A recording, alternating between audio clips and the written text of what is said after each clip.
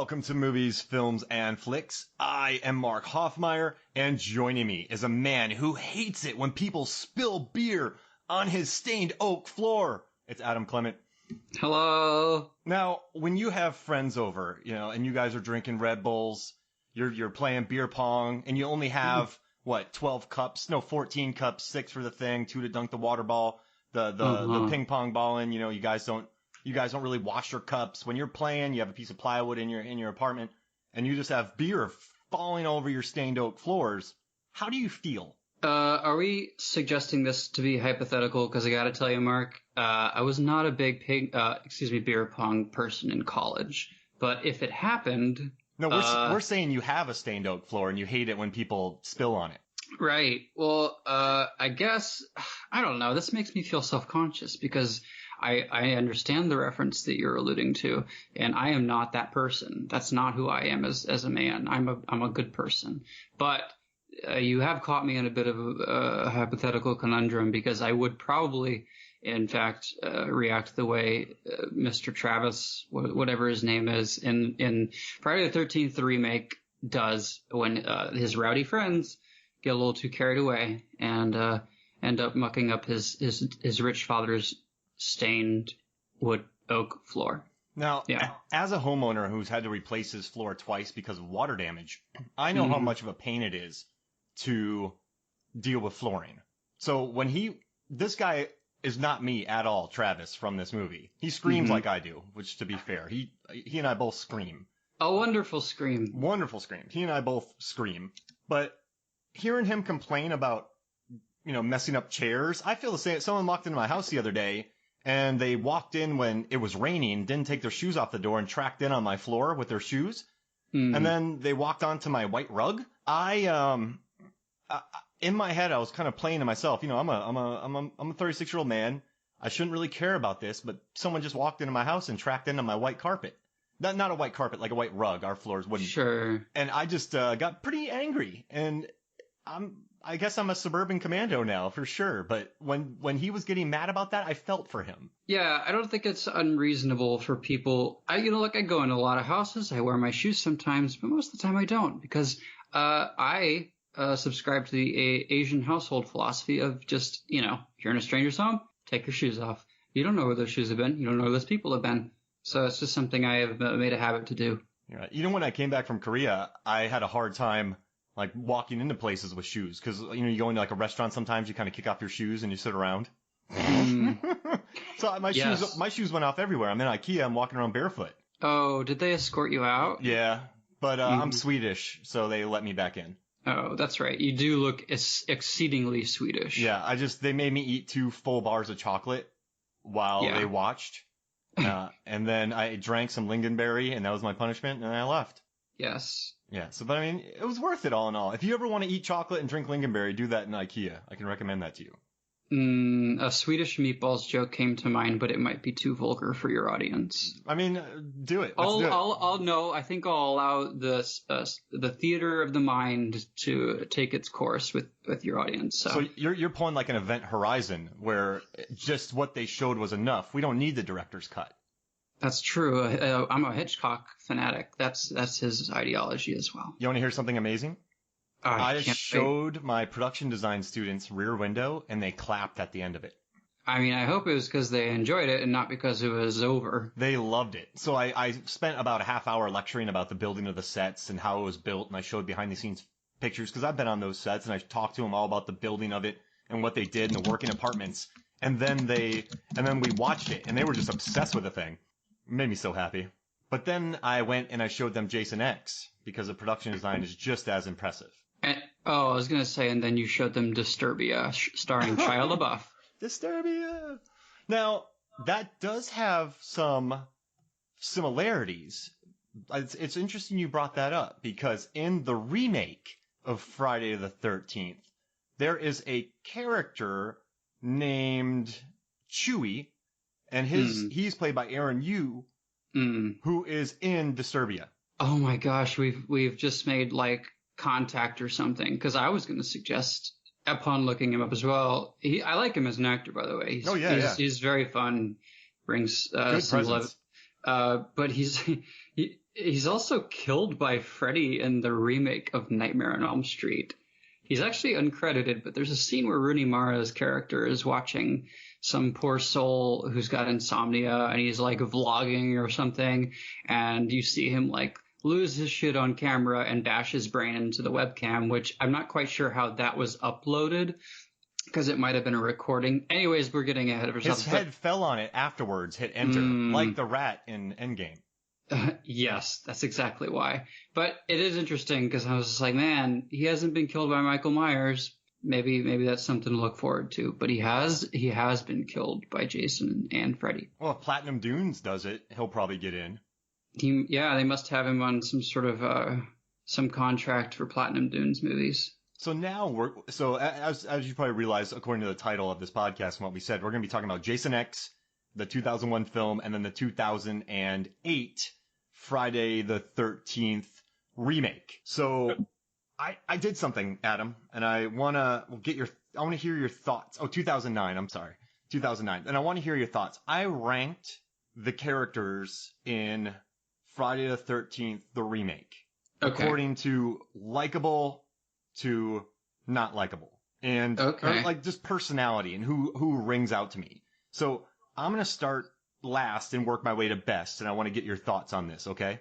So we're doing least likable? Yeah, like bland, likable, favorite to worst, that kind of... likability index, got it. Yeah, all right, and this is all improv. Like, this is not improv, this is all opinion. So feel free to disagree with me, it's fine. There's no right or wrong answer, and I know in 2004, during the talks about climate change, several countries walked out because of their rankings.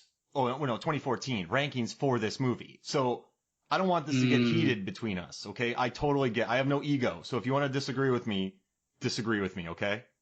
I'll keep this diplomatic. Yeah, good. Thank you.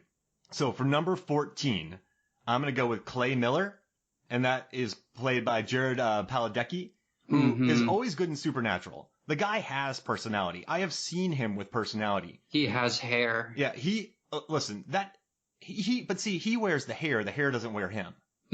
Yes. That hair isn't because of the times. He just has that hair. Does that make sense? It does. It do. And so the problem is there's nothing to the character. He's very morose the whole time. He's a really bad brother. He lets his sister, That's true. He left his sister to take care of the mother. She has no life. She has a really bad boyfriend, and he's just bland. There's nothing about, and he doesn't do a lot of the heavy fighting. He gets knocked out a lot. As far as me remembering this character, he's last place. Yeah, and I don't know how much of that is by virtue of being a leading quote-unquote man in a Friday the 13th movie, because let's be real, the genre and the subgenre of slashers really does cater to and or align its focus with final girls, right? It's not necessarily something where Jason's running around and, trying to kill fully capable, strapping young men, right? It's just not the same kind of movie anymore. So, he serves his purpose as support, but it's a little bland. The next one is Mike, the boyfriend of Clay's sister Whitney. And Mike, he's like, hey, let's go into cabins. The guy in the beginning. Okay. Yeah, in the very beginning, he's the boy. So you meet him in the beginning. He's the boyfriend who... He's a fuckboy. Yeah, he just wants to get it on with his girlfriend, who has a lot more responsibilities and is a lot more grown up than he is. And he's like, let's go away for the weekend. Let's barf in the woods. Like, why? Oh, yeah. This guy is classic pre-Tinder fuckboy material. You have a girlfriend who is mature for her age, seems pretty chill, and you dragged her out with a bunch of ne'er-do-wells, and then you convince her to steal a locket, which saves her life. But the whole, I don't know, then he gets stabbed, he gets dragged under a thing and murdered, but... Ne'er-do-wells, are you over the age of 60? I didn't know this. Yes, and I did find a Werther's original in my cardigan pocket. Truth. Ooh. Yeah, truth. And I was That's mine later. I was very pleased with myself, and I also bought a package of the toffees of Were the Originals, but You can keep that one. Yeah, I don't like what they stick to my. I don't understand toffee. I don't get All why you right. want stuff that sticks to your teeth. Okay, back to like fuckboy dude. I don't even remember his name. You're gonna have the names, and I'm not gonna know who the hell's who. But this guy did have a pretty sick death. That I enjoyed. Yeah, and no, before we get into this, guys, Adam also joined me on the Friday the 13th. Jason Goes to Hell and Friday the 13th, the final chapter. And you are a major Friday the 13th fan. So these are probably your least two favorite movies, maybe? Oh, that's hard. That's really tough because, like, I feel like with any franchise that goes this long, they all have weaknesses for different reasons. Mm-hmm. And as I mentioned to you pre-pod, Jason X has grown on me in ways that I think have endeared more people than it did maybe when it came out and released. So I don't know if I'd necessarily call these the two weakest ones. To be quite frank, I do think this remake did a very good job, and I'll get into those reasons later. I think my issues with it perhaps were that it didn't swing for the fences like it might have under a different studio like Blumhouse, but I definitely appreciate the remake for what it is. And as far as Jason X is concerned, that's its own can of worms, which we'll dive into. All right, so I'll speed this up because we have a lot of ground to cover. And next we have Jenna, played by Danielle Panabaker. She's the classic does everything right type of girl who you would expect to be the final girl, and she gets stabbed. But she's just another blah character. Like, I know she can act. This character just is not, there's nothing to the character. There's no personality to the character. So I'll make an admission right here and now, and I don't care if I get dragged for this. I honestly thought Danielle Panabaker and Amanda Righetti are so similar in not just, I guess, looks or type of look, but in persona, right? You've got very mature, good girl types. They're brunettes. They're attractive. Oh. Like, one's the sister. One is kind of the love interest. And I'm just, at this point, I'm like, it doesn't matter. They might as well be the same character. Like, I understand, one is basically serving as the plot driver, right? That Clay is looking for his sister. And then he happens to meet this other girl, and she just kind of sort of looks like the sister and kind of sort of acts like her, maybe. I don't know. Maybe I'm being unfair. But at this point, I was just like, I don't give a fuck. I don't care what the differences may be. They just don't seem to be that apparent to me. Yeah, gets lost in there. My next one is Nolan, played by Ryan Hansen, who catches an arrow in the head. And the only reason his character exists is to kind of be a brat, and then to show that Jason has archery skills. That's it.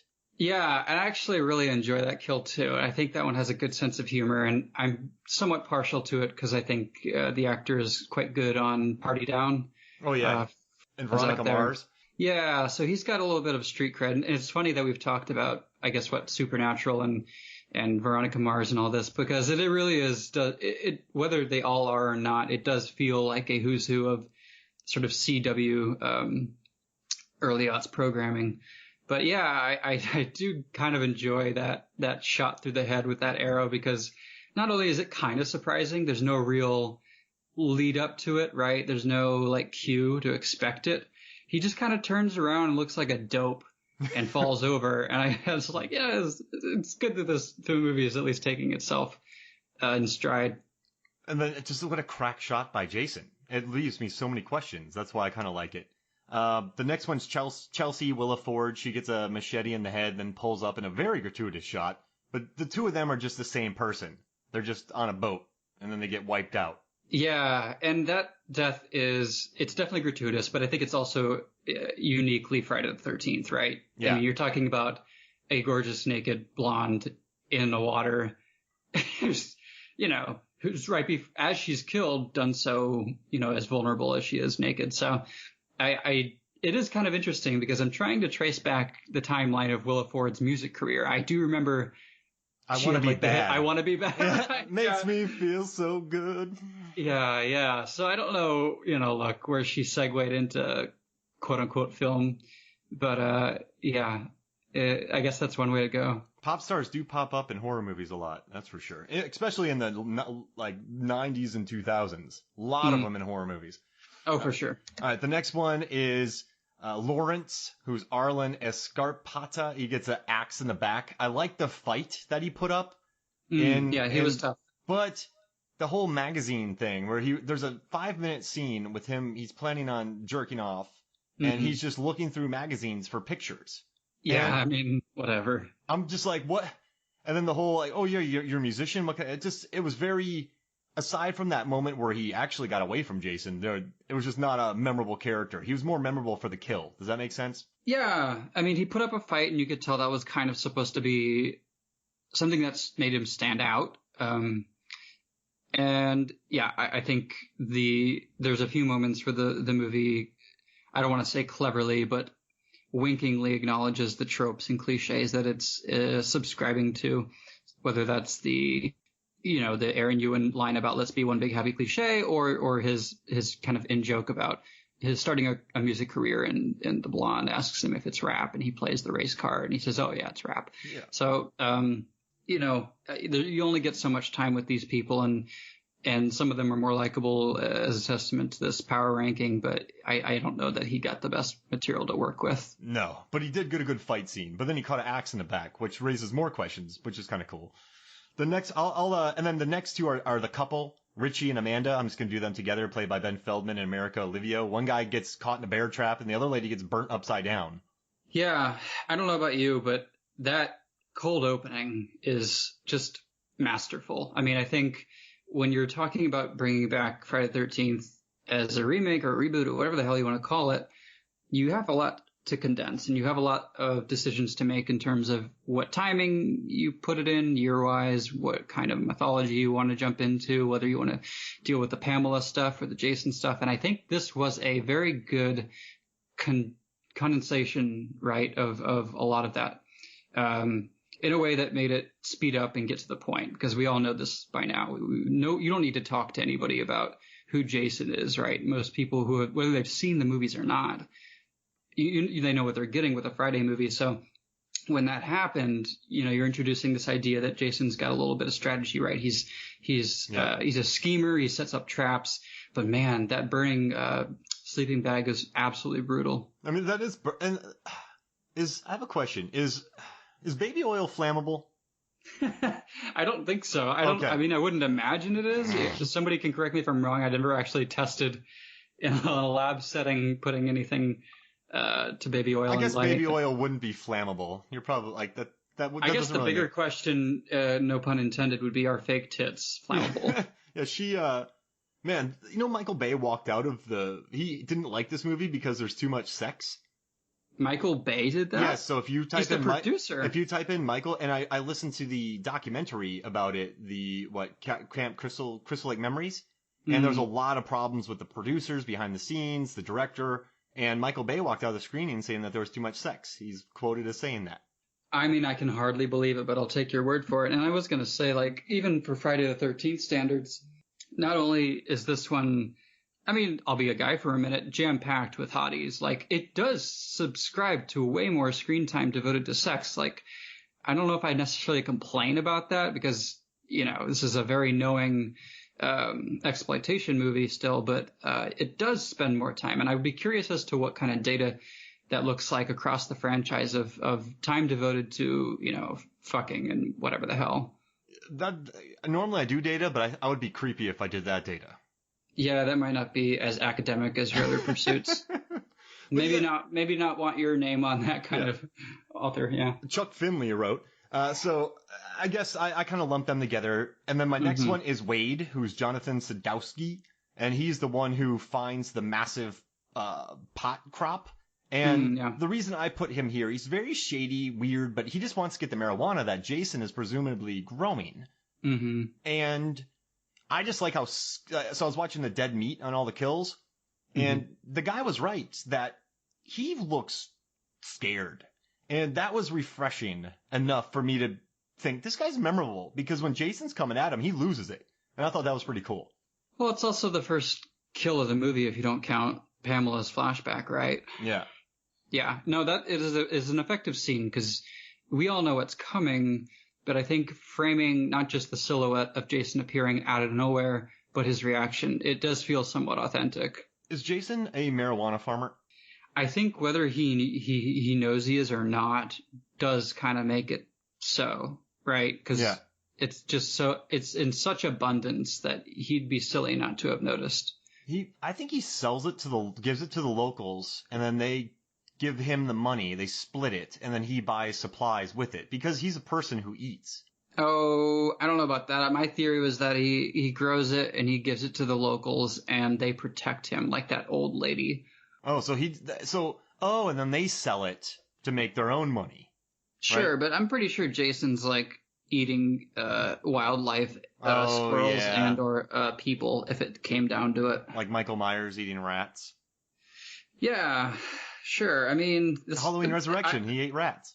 Yeah, I don't like thinking about that part. I even in the original movie is like he ate like parts of a dog, and I think I was more okay with that idea than I was anything else. But yeah, like this movie, I believe Marcus Nispel directed it, who of course did the Texas Chainsaw reboot, which I actually found very good. Might even prefer. I like this one a lot more. I interrupted you, but I fell asleep during the remake of Texas Chainsaw Massacre in the theater. Really? In the theater. Wow. I fell asleep. Yeah, I mean, you could see tonal similarities, but I was just thinking like, yeah, Jason's probably in that same cannibal wheelhouse. All of these remakes by Platinum Dunes look the same. Mm-hmm. I mean, you have, let's see, I wrote them all down here. It's a bit of a bronze David Fincher almost aping, right, in the camera work. There's a lot of soft, sort of old-fashioned tint that I get from it. I call it faux grit.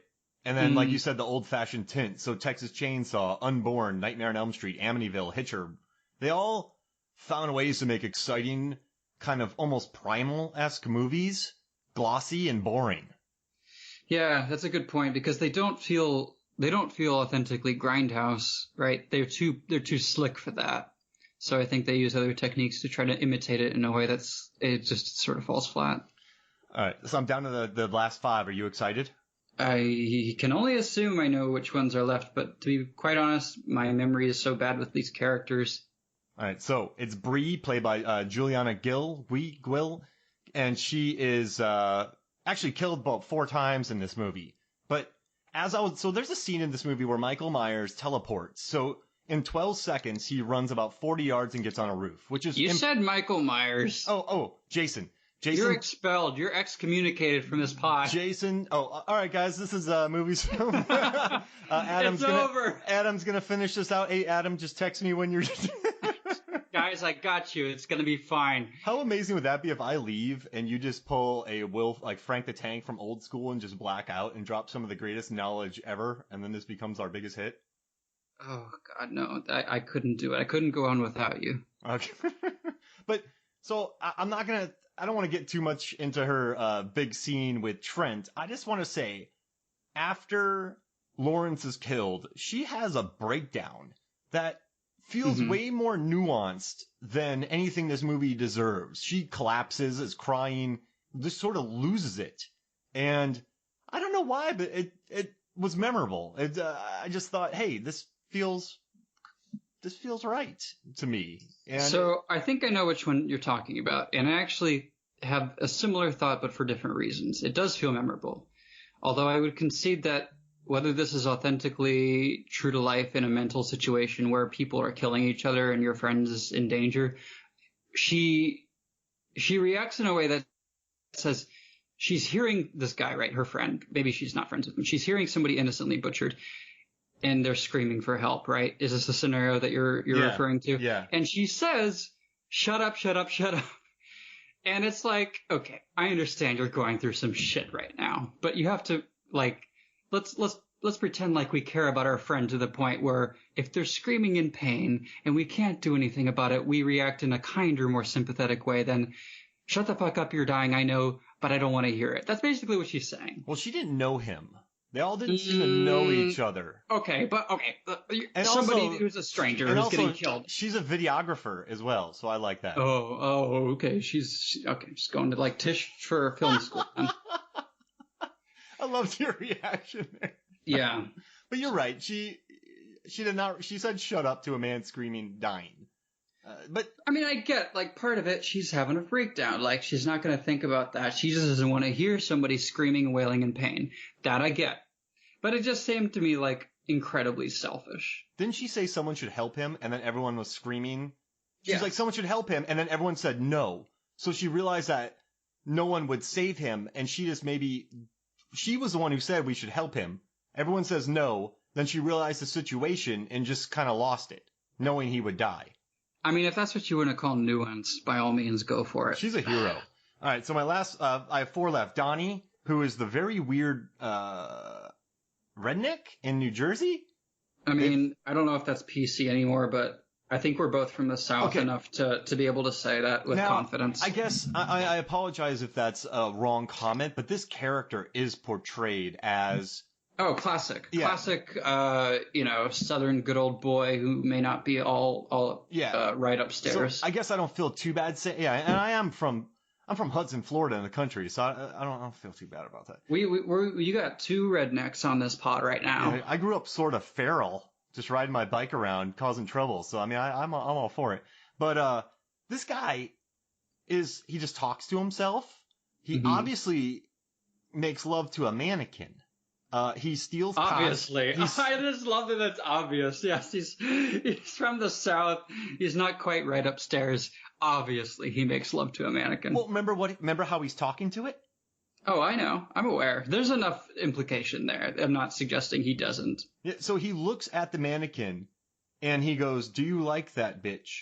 You know you do." And then he talks to himself. Mm-hmm. And then he hears a noise and he goes, "Someone better not be stealing kerosene out there." So that must have happened before. So Jason had been stealing kerosene from him. Right. I think Jason killed him because he found the weed. Because he says, "I have weed for you. Do you want to buy some? I found some primo stuff." And then he dies. So you're thinking that Jason came there for a reason. You don't think that it was just a matter of time before he found him and probably just offed him. But why would he off him? Because he's been working there for a long time. He's like, "Your lucky old man Cratchit didn't hear you, otherwise he would have shot you." I mean, it's a good point. I don't know why fate had them meet beyond, of course, the obvious retrieval of the iconic mask. He had been there for a long time. So he knew where everything was in that place. So he had been there at least 6 months. So Jason knew he was there. I think Jason was just mad that he stole pot. You think Jason's like a stoner underneath all that? Well, I think if people start stealing pot from Jason, everyone's going to start doing it. So it's like the mafia where you steal pot, you're going to get killed. I will give it to you, but if you steal it, you're going to die because I have to prove a point. Right. What kind of stoner do you think Jason is?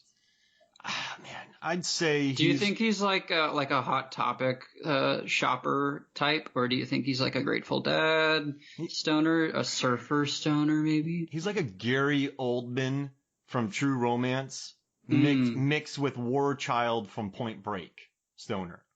Wow, that's actually way more complicated than I expected any profile of Jason as a stoner to be. Because War Child was kind of anarchy. He was in a gang, trouble. And then you have Gary Oldman, who was kind of losing his mind, scarred up, trouble in True Romance. I mean, maybe it's a product of the time that it came out, but I feel like Jason's definitely like a 7-Eleven / Mountain Dew Code Red Monster Energy drink type of stoner. I think so. I mean, that was the time. And what I would hate for Jason to be on drinking Jeff Gordon energy drink and chasing me. It'd be a nightmare. Well, that's actually a good point, because he is more spry in this movie. He's pretty fast. I loved the documentary about it where Derek Mears, all right, I was going to pitch this to you, but I didn't want to interrupt it because I felt like we were really on something great. But Derek Mears, he was in Predators, Dead Snow, but he was also Kick Puncher in Community. I didn't know that. So I don't want to call, I listened to the documentary. He loved being part of Jason. All the cast loved him. Everyone said how great he was. He got married during the filming of this. And there was an accident on set when he wasn't there. Stuntman got kicked in the face. But wow. Can we just call him Kick Puncher? You can, yeah, sure. I mean, I think we'll just clarify for whoever doesn't know, Derek Mears actually played Jason. That's who we're referring to. Yeah, he's Jason Voorhees in this. Stuntman, very physical presence. What's interesting, he said that growing up, Derek Mears had alopecia. And when he saw Jason with his looks, he kind of loved those movies. because he felt a kinship to him. So he was bullied, yeah. Yeah, so when he got the call, he said, yeah, that's great. When we shoot, when's it going to be? All right, great, I'll get you in touch with my manager. But in his head, he said he was just screaming. He was like, oh my gosh! I mean, imagine being like any kind of male actor, stuntman type, and getting that kind of call. Nobody's going to be like, oh, it was just another job. Man, I'd do it. I'd be the disco dancing Jason. A disco dancing Jason? That's right. Everyone, so I always said that if I was ever in Star Wars and I would be a pilot, but I would be Elvis Antilles, I would grow sideburns and I would have like a funky visor and I would speak with a very like, So is that like Wedge's brother or cousin or what? Elvis Antilles. So when I'm attacking the Death Star, I'm like, hunka, we got it. Or, he's on my 6. Oh, and I would just make noises like that. And then I'd blow, oh, he's on my 6. Oh, I can't escape him. Stay on target. And then I would blow up. And then I would have toys. Everyone would remember me. I would have books. Because Elvis Antilles is on people's minds. I feel like you really missed the boat. I feel like that first original 3 movies might have been more your window of time for that, but disco's dead. Well, if they do another Rogue One-esque type film prequel, and they did try to go the retro vibe then, I could be put in there. Okay, but Star Wars' like disco phase was like divorced from the context of the narrative. Like, you didn't have Luke and Leia go into the cantina, and you didn't have the the band playing fucking ABBA. Well, they couldn't get the rights to them. All right, Mark. Listen. There's hope for you yet. When a director hears this... There's hope for Elvis Antilles. You don't love this idea of Elvis Antilles? Look, I just saw that Disney announced a whole new smattering of Star Wars movies, and if D.B. Weiss and Benoit or whatever, or if Rian Johnson want to put your Elvis Antilles into the new saga, then by all means, I'm there day one. But I just feel like until that happens, you might have missed out. Everyone's on the comms, and I just go, a little less conversation, a little more action, a little more space action. Well, you can workshop it. I think I just can't help blowing up Death Stars. In the spaceship. All right, so you love it. You're so happy right now. This is great. I just made you laugh, a real laugh. I have a new hope. Get it? For the franchise of Star Wars in the future. Oh, I love it. It's just Attack of Elvis Antilles. It's going to be great. So, the last disco pilot. All right, so number 3 is Trent, played by Travis Van Winkle. He has a great death. He's impaled on a car that drives away. Mm-hmm. He likes his stained oak floors. He has he probably has the most memorable lines of this movie. And he has one of the greatest screams of the last 20 years by a man. Yeah. He's that character you love to hate, and Travis Van Winkle, who's the actor who plays him, he really does lean into that perfect asshole stereotype. So when he does get his, as do all evil entities in these movies, it's very satisfying. Maybe the kill isn't the best, but that scream sure is. When he says bro, you get infuriated. Oh, it's dripping with just condensation towards Clay. Do we got a problem? Yeah, I mean, I love it. All right, so my last 2 are Chewie, played by Aaron Yu, who, the reason I added him is because I love the scene where he drinks Lagavulin. I'm a big fan of Islay Scotch. I'm a big fan of Ron Swanson. And when he says, I'm glad to have friends like you that have this kind of stuff, and he's like, this tastes expensive. I just like, I really appreciate Scotch ads. And also, he had surgery during this film, had a big scar in his stomach, and was totally cool with the stunts. Mm-hmm. And Derek Mears, Jason, was saying that during a scene, he was trying to inhale the blood capsule so he could shoot it out like his nose. He was just really into it. He wanted to sell it. So this guy loved being there. He loved his Lagavulin Scotch. Mm-hmm. Listen, man, if I was at this place and I found a cabinet of Lagavulin that no one probably even remembers, you bet, everyone's going to know my breath afterwards because it's very pungent. But I would definitely be sipping on it and hanging out. I would just be chilling in there by the water, drinking Lagavulin. I mean, I think I was more impressed with the fact that he drank beer out of that dirty ass shoe. Yeah, he wants to party. He doesn't care. And I like that Trent was gonna make Bree do it. Yeah, I mean that just goes. It's that small stuff that goes to his character. Yeah, he drank shoe beer, which is cool. I mean, listen, when you play beer pong in college, it's the same thing as a shoe, those cups, after about 8 games. So, that's what I credit my immune system to right now. It's so strong. So my number one this is weird, but I liked Amanda, played by Whitney Miller, because Jason's never kidnapped somebody before. And then I liked her fight at the end, and I loved when she just looked at Jason, was like, fuck you, and then kicked him in the face. That just felt, I don't know, she felt tougher to me than Clay did.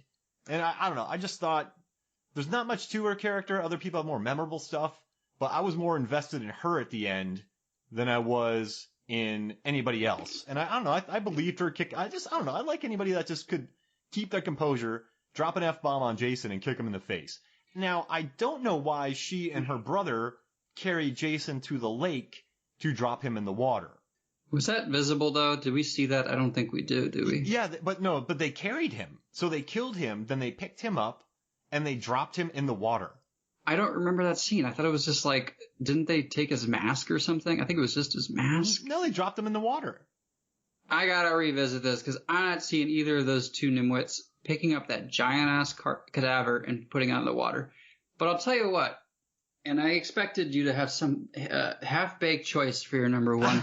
I don't understand. You already know my thoughts. I think she's too similar to the other girl. But, okay, haven't we done this before, right? This well-tread territory of some, pseudo-intellectual academic using child psychology against Jason, right? That to pretend she's like his mom, because there's way too many suggested points that Jason's protecting her because either she looks like Pamela Voorhees or maybe she's like a maternal figure. I don't remember. It doesn't matter. But yeah, it's just like in the final scene where they kill him, right? What is her line? It's like, Jason, the greatest line say ever. Say hi to mommy in hell. Yep. And it's just like, that did it for you? That's what pushed her to number one. Say hi to mommy in hell. Well, she didn't want to say that line. Yeah, it sounds like it. So they couldn't do ADR because she just sounds like she's got a gun to her head. She hated that line. So I don't know if you saw that documentary, but she said, I did not really want to say that line. Right, yeah. And I remember watching this, and I was pretty bored by the ending. I got to tell you, I was working out, maybe doing something. I don't know. I was writing, or I'm always doing research or something. And then she said that line, and my attention just perked up. Like, that line is perfect. That's a great... So, these movies to me, these Platinum Dunes, I fell asleep during Texas Chainsaw Massacre. I don't remember anything about the Amityville horror except for Ryan Reynolds working out. Nightmare on Elm Street, I remember nothing. I know Rooney Mara. I remember seeing Rooney Mara and going, I think she's a good actress. I remember that. But this movie, at least for me, made me remember that line. I don't know what it is about the line that stuck with you, but it just sounds forced, and it made me wonder why they couldn't do ADR just to redub it. You think it's going to stop at say hi to mommy, right? That would have worked. But then she just threw in hell, and you're like, what? It just doesn't work. And it's not natural, and that's why I love it, because it's memorable. And these movies are not memorable to me. Well, apparently that line is. I know, I love it, man. So good. Now, hey, you want to know who shot this movie? No. You don't want Daniel Pearl, the guy who was the cinematographer on the original Texas Chainsaw Massacre. The original, the OG Tobe Hooper one. OG Tobe Hooper, the feral primal. Did he also he didn't do the remake for that? He did not. He has done for Platinum Dunes. He has done every music video ever. That is for sure. Look through his IMDb. His name's Daniel Pearl. Okay. The name sounds familiar, and I do know that a lot of these people heavy on music videos. I know Marcus Nispel did a number of them too. And so he shot the original Texas Chainsaw Massacre, which I think is so that it's not even a horror classic. That's a stone cold classic. Yeah, it's an American classic. He also shot Mom and Dad, the Nicolas Cage film, that I thought was well shot. And he recently did The Intruder with Dennis Quaid. But this guy has a lot of experience. I'm not going to say he did it great here. All the shots are serviceable in this film.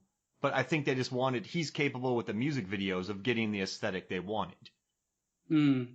And I want to tell you something else. Jeremy Conway, the production designer, he did School of Rock, but he also did Chill Factor, which I've never seen, and I feel like I'm missing something in my life because I haven't seen it. It sounds like a horror movie. It's Skeet Ulrich and Cuba Gooding Jr. in an ice cream truck that is housing a nuclear bomb that has to stay cold, and they're being chased by terrorists. You made that up. I did not. I make up many things, Adam, but I did not make that up. Also, is it Ulrich or Ulrich? Skeet Ulrich. I don't know. Lars Ulrich. It's Dime Store Johnny Depp. Well, I don't know, man. I like him in Riverdale. That's not to say that I don't like him. It's just during his Scream years in the 90s, his Scream appearance, totally Dime Store Johnny Depp.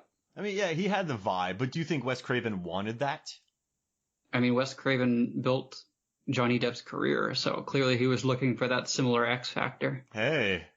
I didn't, now I watch that now and I just think to myself, leave Nev alone, because she's just a national treasure, and he's all just being like, oh, I need it. And I'm like, just you got a good one, let it be. It's a very weird thing. A little bit. All right, now, the writers of this wrote Freddy vs. Jason. They were brought in for this, but then they also wrote Damian Shannon and Mark Swift. Yep, another movie that all right, I don't hate many movies, right? But Baywatch. Not enough. Yeah, they did that. That movie is like anti-comedy. And no, I'm sorry, John Levigood. I know you love it. This isn't a personal attack on you. I know you listen to this. You love the movie and I appreciate it. But for me, I it just hurt my soul. So. I did watch it, I think, when it came to streaming platforms and, Yeah. But yeah, so I don't know. This movie, I don't know. Do you know what? Can I drop another fact on you that you probably know, but I'm going to tell you anyway? Do I have a choice? No. $18 million budget. It made $42 million its opening weekend. Yeah, one of those, a few of those dollars were mine. I remember seeing it in college when it came out. Now guess the drop that it had the following weekend. 50%. 80. Oh, shit. It ended up, so with inflation, it ended up with 78 million total. On its initial run, it only pulled in 65. So after its first weekend, it only pulled in 23 million. Following the big opening, the 42 million opening, it just fell off because, critics did not like it and fanboys hated it. But this movie, it's not any different from other Friday the 13th movies. It's just, it's no different, is it? Well, I don't know if I buy into the fact that everybody hated it. I think it definitely provided a fair amount of nostalgia for the fans, the diehard fans, but I don't think it was what it needed to be in 2008. I think the producers were really heavy on making sure that people knew this was the Friday the 13th that they grew up with and wasn't going to be too different, blah, blah, blah. And probably took the learnings of the other movie we're going to be talking about in a moment, Jason X, to heart. So keeping things very overfamiliar, but maybe for the time it just should have been more ambitious. I don't know. Yeah, I want to say though that there is a fight scene where a guy uses a wok and a fire poker. What part is the fire poker? When Lawrence goes into the boathouse. Oh, okay, that's right. What do you think about that? I mean, he puts up a fight, and I like that. I don't want to get into this idea that Jason's got like a super criminal mastermind, right? He's not plotting that heavily, but I do like that he uses more strategy. He's not just bursting through doors and throwing hammers. But he does let this guy kind of writhe in pain and torture him just to leave him out as bait. And then when he finds out that his friends aren't taking the bait because his friends are dipshits and terrible people, he flips him over and he, makes sure that axe goes through his entire torso, which is pretty brutal too. And he also sets him up by getting him to look into a freezer, and then his buddy drops up from the ceiling. Yeah, that's your classic fake out jump scare thing, right? We didn't really talk about this yet, but it makes me wonder what you thought of the underground tunnels, because I think that's a perfect example of what got us into these problems with Rob Zombie's Halloween, right, which came after. It was this idea that we needed to explain why, or not why, but how these guys got around and how they survived and all this just complete nonsense that we did not need. I guess after 11 or 12 of these movies, we just needed answers. So I don't love the fact that we got this weird underground tunnel situation where Jason was able to, surprise people and get around the camp without being noticed because he had this enigmatic system set up. This is the least frightening Jason ever on the franchise. Because you think so? He uses electricity. He sets up traps. He chains people up. He knows how to do bow and arrow. He can tell. This one can. So I figured out I did that post where in Jason Goes to Manhattan that he doesn't really teleport. He just shuffles. This guy might actually teleport. There's a scene. So no, he's not scary. You're thinking that is a demerit, that somehow a more capable Jason who can shoot arrows, who can strategize a little and set up traps, that makes him less formidable. Michael Myers scared me because he was learning and killing and just moving along, just killing. I don't want a paranoid bunker Jason Voorhees who deals pot and practices archery. That's not a horror but villain. I think we're adding characteristics to the lore. But I see what you're trying to say. I do think nobody's going to take issue or argue with the less is more, right? That Michael Myers is sort of an aberration who is like a shark. He just stalks and kills as he pleases. But this idea that somehow because Jason can shoot an arrow or cook or set up a trap, I don't know if that necessarily makes him less scary. I do think in presence, back to our point about Derek Mears, he's wonderfully suited for the role. I mean, this guy's big. Yeah. And not everybody who plays Jason is big. Like Kane Hodder is incredibly huge, but, he's more wide than he is maybe tall. That's why you had Ken Kirzinger in Freddy vs. Jason. He was a bit more sympathetic. He was tall. He was a little lanky. But, in terms of body and menace, I think Derek Mears brought an intimidation to the role that a few others did not. Listen, would I rather fight the Jason from this movie, or would I rather run from? I wouldn't fight him. Would I rather run from the Jason from this movie or the Jason from the beginning of Jason Goes to Hell? I would rather run from the Jason Goes to Hell Jason from the beginning before he starts body swapping. Sure. But I'm more scared of the Jason Goes to Hell one in the beginning because it's just a murderer. It's like a supernatural murderer. It's not just a dude who is, like you said, a 7-Eleven Red Bull stoner. That's not scary to me, man. Yeah, I mean, I don't want to put too much of the whole pot thing on this Jason because he might be a victim of circumstance, and maybe he's totally dare graduate, straight edge, anti-drug, but it's not something that's explored in the movie. So I don't think he maybe does. I don't know if he smokes, but he definitely grows and distributes. I mean, I don't know what kind of Venn diagram overlap exists where you're dealing weed, but you don't necessarily indulge in it. Maybe he takes part in the never hit your own supply. What is it? Yeah, I mean, I know what you're trying to say. I don't know the aphorism, but I am familiar with it. I mean, these are all hypotheticals, but I'm not afraid of this one. Could I survive him? No. Okay, all right. What about Baghead Jason versus Hockey Mask Jason? Baghead. But because it's scarier. Yeah. I think I agree. I am partial to the Baghead, and it is a very nice touch that they thought to include it. If you looked over right now and you saw a dude with a bag on his head, or you looked over and you saw a guy with a hockey mask, both would be frightening. But one would be 11 and the other one would be a 10.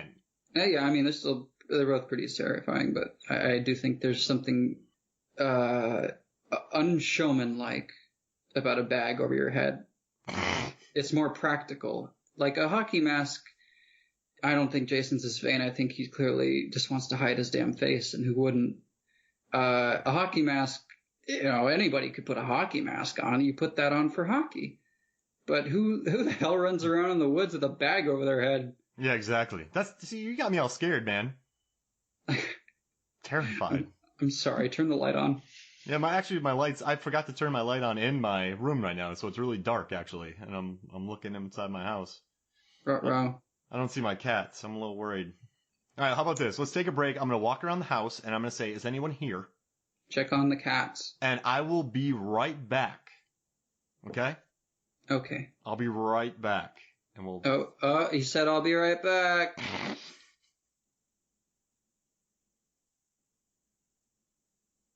Welcome back to Movies, Films, and Flicks. And boy, that was a close one, Adam. What happened, Mark? Well, there was someone in my house, and they chased me around a lot. So I have an island in my house, and we ran around it about 50 times. And they kept trying to stop, start, trick me. And eventually, we just started chatting. And, yeah, I mean, the guy wasn't that bad. So I said, "See you later." He took off, because we just kind of called it a draw.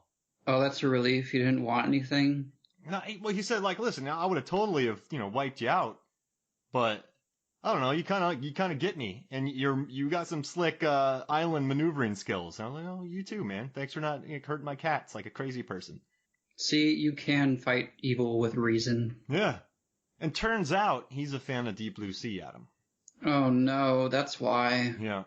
Well, he was actually working in a theater too. It's funny. So I was working in a theater in St. Pete. He was working in a theater in Tampa. So, I mean, it's weird. And then we kind of talked about our time in Ybor, and then he kind of he started talking about some weird stuff. And I was like, "Hey, man, I get it. I respect it. I didn't realize this was turning into a classic Florida man story, but This makes more sense now. And, we kind of talked, and he's like, "Hey, man, did you used to box in bars back in like 2000, 2001? I'm like, "Yeah." He's like, "I saw one of your fights." And I was like, "Oh, that was awesome." I was like, "Were you the guy that was dealing weed outside?" He's like, "Yeah, that was me." So, but then he's like, "You don't know my name, do you?" I was like, No, I just remember he was like the weed guy. I'm like, "That's it." And he's like, "Well, I told you I'm from Tampa." And I was like, "Well, there's tons of people from Tampa." And he's like, "Okay, so you don't know my name." I'm like, "Well, I haven't even seen your face." So it got a little weird there for a second. We did a couple laps around the island again. But he said he had some bath salts to go do, so who knows what's going to happen. Well, I'm glad you're alive and with us. Yeah, I mean, bath salts, man, that's a Florida thing for sure. Yeah, I mean, we're not all proud of it. All right, so Jason X? Jason the 10th, yes. Now, oh, brother. You know what I meant. Jason the 10th, yes, it's like classic Shakespeare. I like saying Jason X. Jason triple X. How many people say Jason 10? And how many people say Jason X? I mean, it's your classic iPhone X situation, right? Yeah. What did Tim Cook what did he want us to call it? Now, did he want us to call it? I think it's the iPhone. Is it 10? I think it's 10. I don't know what he wanted it to be, but that's the same rule we should apply for here for Jason. I gotta say, this brought back flashbacks. When I wrote an April Fool's Day post about a movie called Halloween 9: Battle on the Bayou, Michael's Final Halloween. And so I wrote this joke post about how the movie was sponsored by Yamaha, and it featured a very long jet ski chase at the end that would fulfill a prophecy. And when I wrote the movie out with Roman numerals, I used the V for 5, and then I just used the 4 eyes or 1, whatever, just to do the longest version of 9 possible. Now I know that it should have been like a 1 and then an X, whatever, you know what I mean. But some guy on an April Fool's Day is like, "You know how Roman numerals work?" And I'm like, "Yeah, I do know how they work, but this looks funnier to me." And it's an April Fool's Day post. I'm feeling very defensive right now, Adam. That's okay. Well, I mean, here we are. We're talking about Jason X. I mean, this is a whole new paradigm for me to call it Jason 10. Yeah, and I was gonna say that you don't find too many of these movies with Jason in the title, but I'm definitely way wrong on that. Let's think about this. Friday the 13th Part 4 is the final chapter. Yeah. 5 is A New Beginning. 6 is Jason Lives. So that's 1. And then 7th is New Blood. 8 is Jason Takes Manhattan. So that's 2, right? So you got Jason in 2. And then the 9th one is Jason Goes to Hell. So that's 3. Yeah. So, Freddy versus Jason. So he's had his name mentioned in a number of them. But for some reason, the lack of Friday the 13th in the title for Jason X, it's kind of bold in its own way, right? Like, Friday the 13th on its own, very marketable. People get it immediately. Hockey mask, camp, killing, blah, blah, blah. You say to Jason, it's like saying, okay, this guy is so embedded in popular culture, you already know what this movie's about. So I almost appreciate it and admire it for that reason. It had some interesting people working on it, too. Did you know that there's an Oscar winner who worked on it? Who did the special effects makeup? What poor soul did that? His name is Stephen Dupuis, maybe? Dupuis. He is a Cronenberg acolyte, and he worked on The Fly. He did Eastern Promises, Preacher, 300, Venom, and he won an Oscar for The Fly. And Cronenberg let a lot of his crew work on this movie just so he could be in it and be killed. So I don't know. There was talent behind this. Also, the guy who did the production design did a lot of. He's done every single TV show you could possibly think about. I mean, so many different things. The guy who, he did Orphan Black, which I love. I love that show. But this movie does have a very. Also, the DP has done every TV show you could think about. So there is a very TV vibe to it. I know that sounds weird. In more ways than one. I mean, look, this movie, apart from the other Friday the 13th movies, it does have a budget, but it has a budget in the way that like a sci-fi original movie has a budget. 13 million this movie had. Right. Well, then maybe that's more than a sci-fi original movie, but it definitely looks like a sci-fi original movie. Yeah, I mean, there are scenes in this film where the Marine, they're walking around and they look like the cheapest sets I've ever seen in my life. Marine, I don't know what's on this ship, Adam. Yeah, it's a lot of stuff. It's actually a huge ship. If you notice the space scenes and, I think Toy Box Visuals who did a lot of this CGI stuff. But, for the time, it was okay. I mean, it was definitely more ambitious than any other Friday the 13th in terms of special effects CGI work. It's fun. So I was watching the documentary and someone said it's not embarrassed to be Jason X. Right. And I think that's the charm of it because, this movie, it knows what it is. There's a scene where a woman gets sucked out of a spaceship, and before she gets sucked out, she says, "This sucks on every level." Yeah, I don't know. That might have been too on the nose for me in that scene, and I think most people who are listening to this know what I'm referring to, but fine. It's like, at this point, our killer's in space. We've fulfilled the punchline of, Leprechaun in space, Jason in space, and here's where we're at now. We're watching people get sucked through holes like in Goldfinger, and that's their final words. Oh, I loved it. And all right, so it was made, then it waited 2 years to release it, and during that time it was incredibly pirated. Do you think that really hurt its box office, or do you think people just saw a Jason movie so they pirated it? Oh, I don't know. That's hard, because back then, like, pirating was definitely not the same as it was now. Was that not like that tail end of LimeWire / BearShare Napster? I don't remember. Yeah, it was only people with probably very good internet access. I was getting songs that took me 15 minutes long. But yeah, people were down. It was a downloaded movie. Also, I thought another thing was cool. It's been covered by Mythbusters, so it can't be at all terrible. That scene, or was it the Goldfinger scene? No, the scene where a woman's face gets frozen, then smashed. Oh, the cryogenic kill. That one's sick. Isn't it good? It's such a good kill. And it's like perfectly graphic. so to the point where you'd expect it from a Friday movie. But yeah, it's got that like high techness to it because you never had that in the older movies, which I think is what needed to be done in this movie. You got a few kills and some of them are okay, whatever.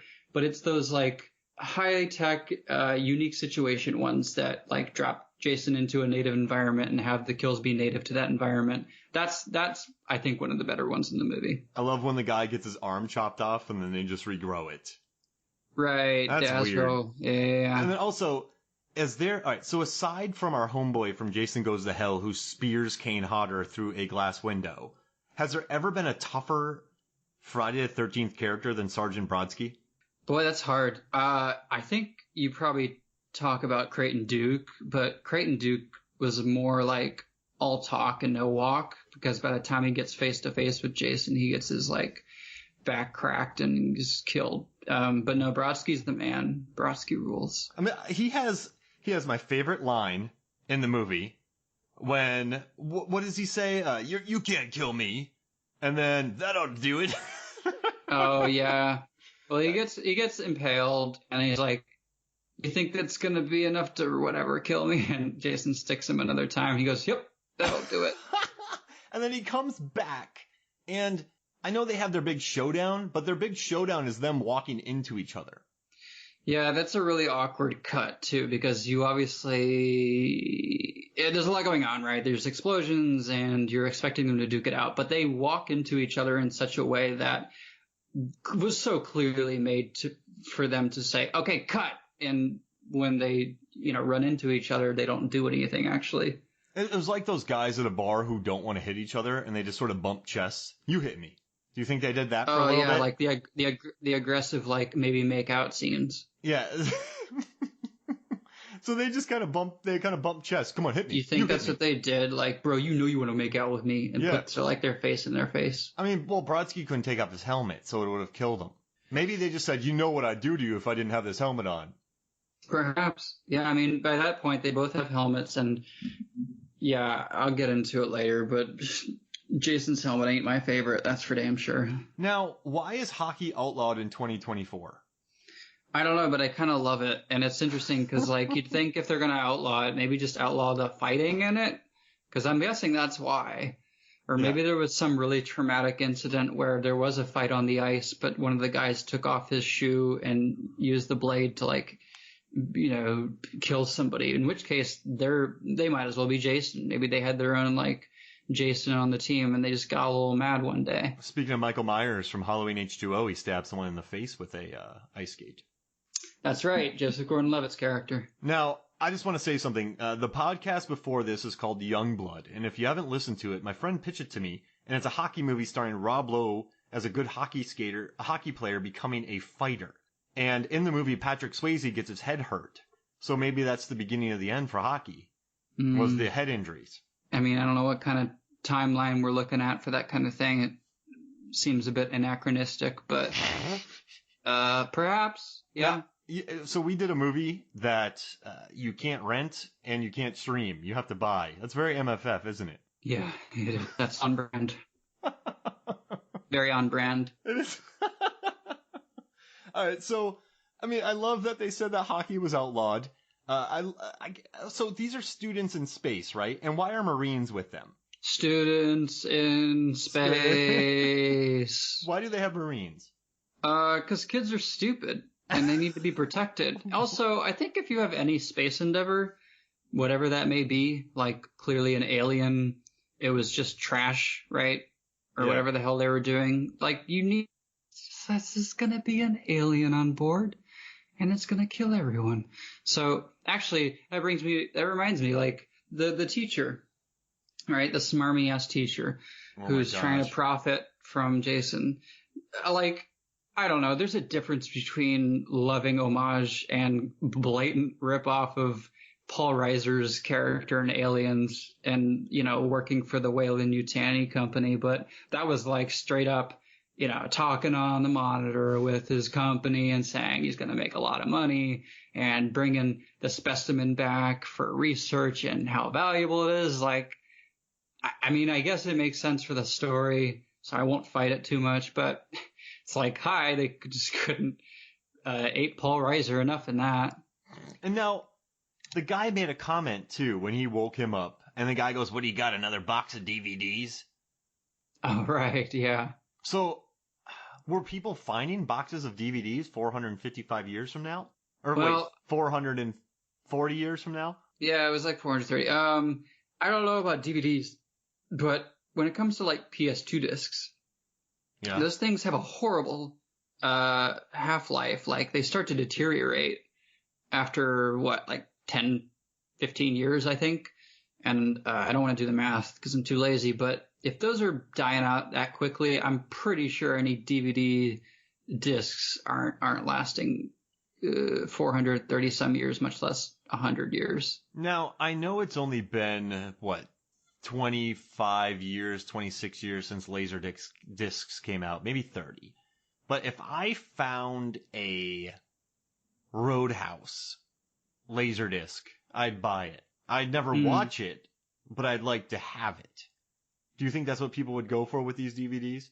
Well, you're asking a loaded question. Like, is that a collector item that would be highly prized, or is that something that you just, I don't know. I don't know if that fetches a price in 20, 40, 35, whatever. But, I mean, yeah, people still collect that stuff today. And I don't know if it's on par with vinyl, but there's definitely a community of idiots out there who think laser dicks are cool. Now, AV Club posted an article saying one of the stores that sell stuff for kids, teenagers and early 20s, they're selling VHS tapes now.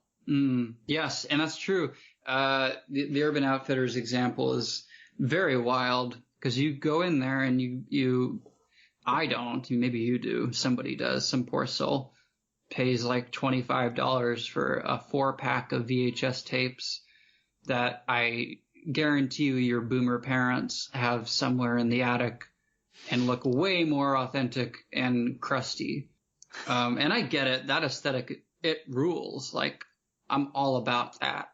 And I don't even know if Jason X, do you know if Jason X made it to VHS? I think that was just on the cusp of the death of VHS. I know Jason Goes to Hell had a VHS release because I very vividly recall that in Blockbuster, but I don't know if Jason X got the same treatment. All right, so I bought my first DVD player. I saved up $238 in 2000, and I bought a DVD player in 2000. That's when DVDs were still $30, right? Because Deep Blue Sea was the first DVD I bought. And Analyze This, for some reason, makes no sense. But at the time, they were still phasing out VHS cassettes. So maybe in 2002, it's possible that they would have released that because there aren't always those early adopters. Mm-hmm. What do you think? Yeah. I don't know. I know that the VHS tapes that I had, I mean, I still keep them. I wore the hell out of them, but in terms of what I collect now, I've moved on to Blu-ray, and I have way too many DVD discs. I just put them all on Vudu for $2. You can do disc to digital. So then if you need to get rid of your DVDs that don't have good commentaries. Is that $2 a pop? Yeah. It's not a bad idea. Yeah, just set up Vudu, and then some of them don't, some of them do. But if you're looking to get rid of them, at least check. That way you can have it on a digital collection. It's $5 for HD, $2 for SD, but you have it on DVD anyway, so it is SD. Yeah, I mean, it's an interesting topic, the idea of physical media, because I, for one, collect a lot of Criterion stuff. Oh, yeah. And I love the idea of a library, and I like showing that off and displaying it. And I don't know if that'll ever truly go out of style, but I just bought Notorious. Oh, that's great. What a great pick. Favorite Hitchcock movie. Yep. I love that. All right, so back to Jason. Why do space pilots always wear cowboy hats or have Texas accents? I'm so happy you mentioned that because, and I know I mentioned Aliens and Alien before, but it's a kind of funny precursor, right, to even Alien Covenant, right, where Danny McBride plays the cowboy pilot, schlubby type, and the guy in this movie, I might be wrong, you can correct me on this, his name is Crotch. Yep. Like, just didn't even want to get inventive with that one. Like, this guy's a total sleaze. Let's name him Crotch. Is And it I don't Crotch? know. That's a good question. It is. I'm almost positive that's what they call him. And you're right. It's a very strange thing. I guess you're like, okay, we got to give this guy a personality or a type. What's the kind of type of guy who wants to like pilot a big ship? But, you know, he wouldn't be your expected pick, right? He's not Denise Richards in Starship Troopers, right? He's probably like a bus driver type. Yeah. And his name is Crutch, by the way. Yeah, his name is Crotch. And it could be Crutch, but I'm pretty sure if you're going that route, it's Crotch. Also, Idris Elba in Prometheus has the largest Texas accent I've ever heard in my life. And he plays a harmonica. That's fine, and that's a good point. And he doesn't have the cowboy aesthetic going, but he has parts of it. He has those elements, right?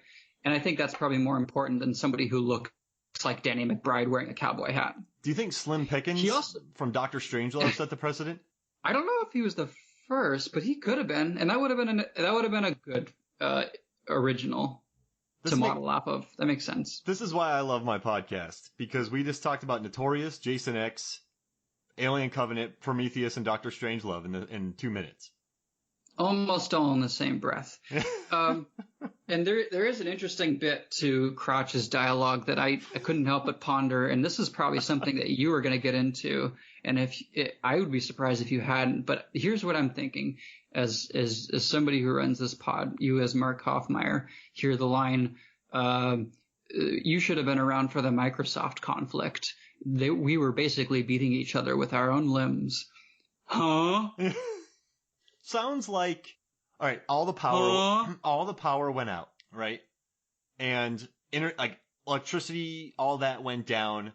Bullets became hard to find, and it just became like a Stalingrad situation where, you know, the Germans and Russians battled for buildings block by block, sometimes using hand-to-hand combat in very close quarters. Sometimes a wall is all but separated them. So I envision it like a Stalingrad-esque battle. All right, fine, whatever. But how did this cause? Like, what? Microsoft suddenly has a monopoly on all energy and power? Skynet. Oh, so, okay. But yeah, okay. What? Let's just assume Bill Gates is, like, still running the show, even though even at that time he wasn't. Like, there's a conflict. So people were fighting for resources? Is that it? Like, scrounging for internet connectivity? Maybe that's it. Maybe they were, like, fighting over bandwidth or something. I don't know. I just thought that was an interesting throwaway line. I mean, fighting with their own. So are they? All right, so they're face punching and they're kick punching. Are they? Are they hitting people with their own arm? I mean, technically, you're hitting people with your fist, but you're not hitting someone with your own. You'd have to have your arm blown off to hit someone with your own fist. I mean, I think he's certainly using hyperbole when he's saying we were beating each other with our own limbs, but it does sound like an act of desperation in a time where that's what I'm trying to figure out. I don't know what caused this conflict, so. Maybe that's why people went to space. I mean, maybe it was like a Windows Apple conflict. I mean, people get very angry when Facebook goes out. Imagine it in 200 years. I don't think it'll be around in 200 years. No, I'm saying the equivalent. So right now, if Twitter goes down for 10 minutes, people become like the news announcers from SNL who no longer have their cue cards. They just go crazy. I don't know if you ever remember that skit with people just going nuts. Uh-huh. I think that's it. People just went nuts, took to the streets. They can't in 200 years, they can't. All right, well, let's see. Maybe they just didn't have access to word processor or something. Well, no PowerPoint. Remember in Infinite Jest when? No. Oh, well, in Infinite Jest, they developed this thing with people could only talk via camera, and so people started spending hours a day getting ready to speak on camera, and they would work out and get buff and buy clothes. They would buy filters, and eventually they bought stand-ins without heads, just with a lot of muscles, so you look jacked when you were talking to people on camera. And it got to the point that was so bad that they had to go back to phones, and that caused a huge issue. So maybe it's something Infinite Jest-esque. I don't know, but if you just save me from reading like 3,000 pages, then thank you, I guess. So the book, right? All right. So the book is, I think it is trolling people, but I'm very stubborn, so I had to finish it. But it's just very good prose. There's very funny moments to it. I played tennis, so I grew up playing tennis, so I really focused on that. Also with my family, it also focuses on like addiction. That sort of rang a bell. So the movie was weird in that let's see, what's the word? And it's about movies and filmmaking. So it basically checked off everything on my list. And I'm stubborn, so I had to finish it. Right. Yeah. But, I mean, it trolls people, for sure. Just like Jason X. Well, yeah, I think so. Like the scene where that guy trolls Jason by calling him Slappy. Which guy called him that? The guy who has the bot. Oh, right. The guy who owns KM. He's like, hey, Slappy, I got a little something for you. He felt particularly sci-fi original movie to me. Oh, big time. Yeah. Yeah, and I'm just now remembering, like, I don't know where you were in that year, and I'm certainly not going to date myself, but I remember ads on TV for this movie, and they were very heavy on using Let the Bodies Hit the Floor by Drowning Pool. Oh, yeah, I was a senior. Oh, so depends when it came out in 2001. So I graduated, in June of 2001. So this movie came out I was working in a theater when this came out, when this was released. I was in a theater, so when did this was, April 26, 2002? I mean, it sounds within reason. But it says 2001 on IMDb. I mean... Oh, yeah, release date. It's the difference between a pre and a post 9/11. Wow. Oh, yeah, so April 26, 2002. So I was definitely working in a theater when this came out. They let this movie come out in a post 9/11 America. Yeah. And so I remember the theaters were really quiet around then. I remember, because I could use an entire trash can to clean a theater for the entire day. So no one went to this movie. It was in and out of theaters. Right. Yeah. But I do remember Drowning Pool, Let the Bodies Hit the Floor.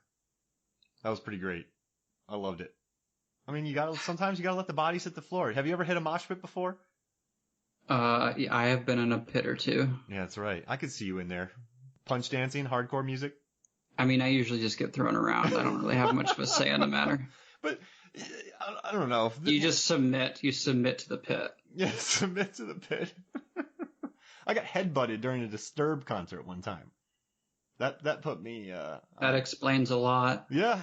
I mean, we both fell back. So the guy headbutted me and he hurt himself too. So I felt pretty good about myself. But I had to take a couple songs off. And I couldn't get them. Yeah, you're learning a lot, man. My Florida upbringings. Florida man upbringings. Man. Yeah. But I mean, I don't know. This movie, I love the nanobites. I love this, like, there's some really creepy scenes where there's that pilot who's being all shady. And he goes, female, yeah. Then he goes, I'm so lonely. I don't know, that just, That's classic, like, early aughts, self-deprecating humor. It doesn't really work anymore, but at the time it was like webcomic humor, right? Like, hee, I'm so lonely bullshit. Now, I gotta say that Jason in this one is all business, and he is terrifying. He has chain skills in the beginning. I love when he throws the blade at, KM. He just drills her in the chest. She's trying to monologue, and KM, and he just throws the machete right into her. This guy does not mess around, and I like that about him. He really doesn't even play tricks in this movie. He just kills. Yeah, I mean, this is like classic Kane Hodder, and it's kind of a bummer that it is, at least at the time of this recording, his last outing as Jason. He also kind of looks interesting in a few ways. In the beginning, which I actually really, really like not the cold opening, but the opening of the movie. And never mind the David Cronenberg cameo and all that, but if you look at him, his hockey mask is a little different. It's a little wider. It's got a little bit of a weird design. But the one thing that stuck out to me most, I don't know if you noticed it as well, is that Jason, over the course of these movies, has always had a little bit of a weird inconsistency with his hair, right? He's either bald or he's got strings and tufts. This opening, he's kind of got some white guy fro action going on. And it's a little funny because it's kind of gray and it's very soft in parts. And I just was like, huh. And I think the reason they do it and you can give me your own theory, but I think the reason they're doing it is because they're trying to emphasize just how potent his regenerative abilities are. They make several mentions of that, and I think they're just trying to say, like, hey, yeah, it's totally plausible that this guy's still trucking because he's got all this hair. And I have in red right now, in all caps, all chained up with hair. Yeah. And I love that he does the body swap and all that. But yeah, the one thing that stays with me in that scene, however menacing as it is that sort of silly hair. Yeah, I just wrote, and then he also throws a heck of a spear. Yeah, that's like a straight up javelin. I loved it. And then also, the part that annoys me, when he gets out of there and we meet our kind of final girl in the beginning, a guy flies through a door and it has a shotgun on top of him and is bleeding. And a lady goes, "What happened?" You're like, yeah, that's the question right now, not just run. And I kind of say, hey, but then she did a good job though, man. I mean, she shot him into a storage container. Like she didn't know that machete could literally stab through steel. Yeah, I think I like that actress a lot, Lexa Doig. I don't know how you pronounce that last name. Good. And I guess part of me is like, I sound like I hate her now, but she definitely fits that wheelhouse of like sci-fi original movie budget where she's like geeky attractive and caters to that audience. And to come to find out upon like doing a little Googling, like she has made a career of like those types of roles. But yeah, she's really pretty and she's one of those like, tough final girl types who takes Jason to task. So she freezes him and breathes a sigh of relief, right? Because there's no way he's getting out of that. But sure enough, with his final act, he guts her through the door, which I have a hard time believing he could even do. I know he's a big, powerful guy, but we're talking about a machete that's kind of probably not going to stand up to the reinforced door. But what do I know? And this is modern times too. Well, it's the future. Yeah. So is it a steel? Strong steel? I don't know. Yeah. I mean, it's a pretty hopeless feeling, right? Because we leave her with this accomplishment that she finally did him in, but she's trapped, right? She's going to live on in the future with him, and of course they're found out by the students and brought aboard the ship, and it's a classic case of Alien all over again. Yeah, you're right. And they just kind of let him unthaw. And how about the girl that doesn't want to work with the second year students, and then the second year students come in to help while he's thawing and just start making out near the body? Yeah, and normally you can probably just groan and roll your eyes at that, but I do think that is the writer-director's intent to be like, okay, well, Jason comes back for many number of reasons, but this one he's going to be resuscitated because he senses that kids are screwing around again, and that montage is what does it. He sits up like an ornery father who heard his daughter come home after midnight or something. So he kind of reminds you of, oh, that's a weird comparison. The Godzilla from the latest one, just a cranky monster that has to get up and fight monster, like a cranky thing that gets up and has to fight monsters, and then he goes back and takes naps. Are you saying that's what Jason is like? I actually was I don't know. I think of Don't Wake Daddy, the board game. That's what I think of. I've never even heard of that. What?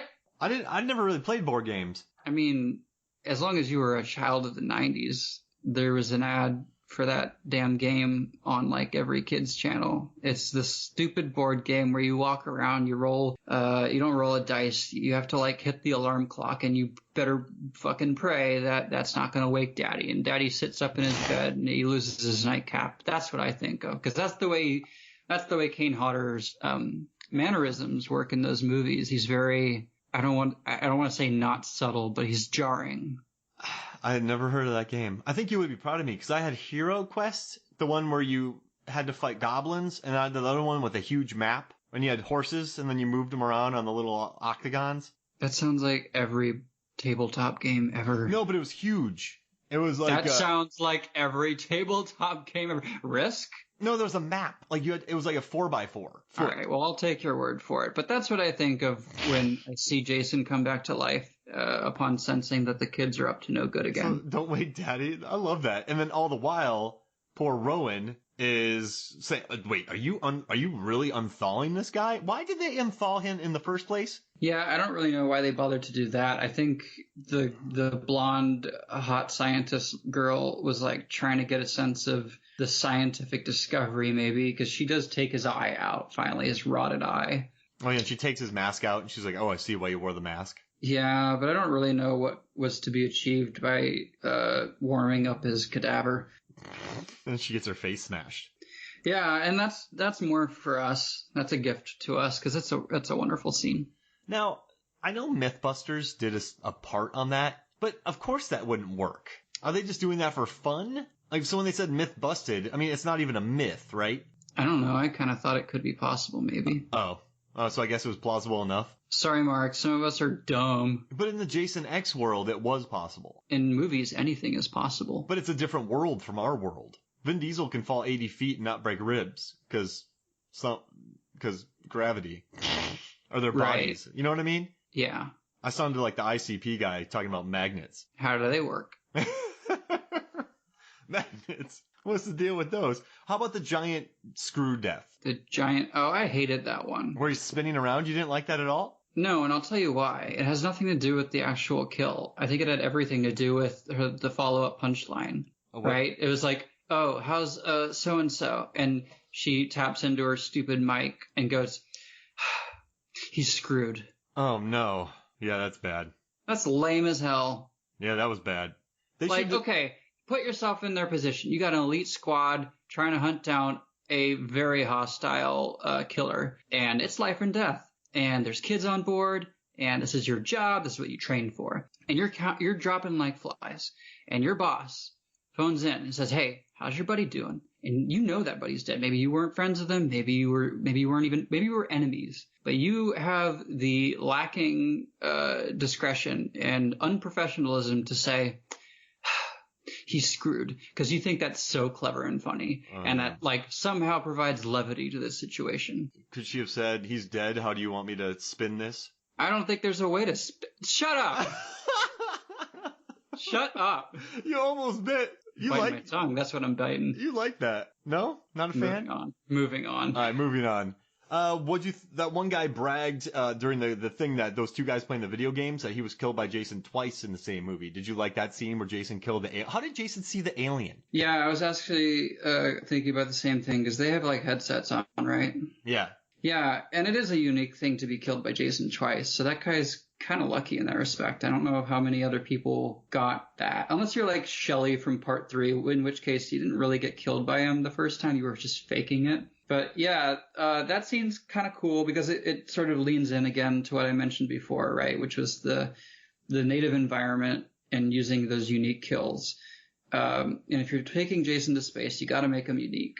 And there's a sleeping bag scene in VR later on that I love that talk scene. about. But yeah, this one's fun because it does just that. It has fun with the environment. And I like that Todd Farmer, I believe that is the other guy who gets killed. And Todd Farmer is sort of a horror veteran type. I think he worked on My Bloody Valentine remake. Mm-hmm. Yeah. I know he had a spec script, I think, for Halloween 3D at some point, but not to get too far down that road. I did like that he had a bit in this movie.